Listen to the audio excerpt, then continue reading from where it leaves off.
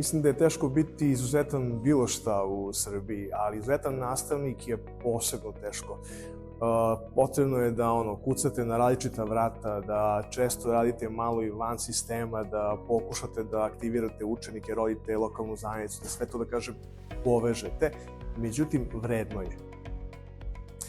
Upoznao sam 14 divnih ljudi, znači neverovatno je energija koju oni imaju i neverovatno ne mogu da opišem onaj osjećaj kad sedite onako i ponekad ste već malo i umorni i onda vidite šta sve kolegija radi i shvatite da vas ima još.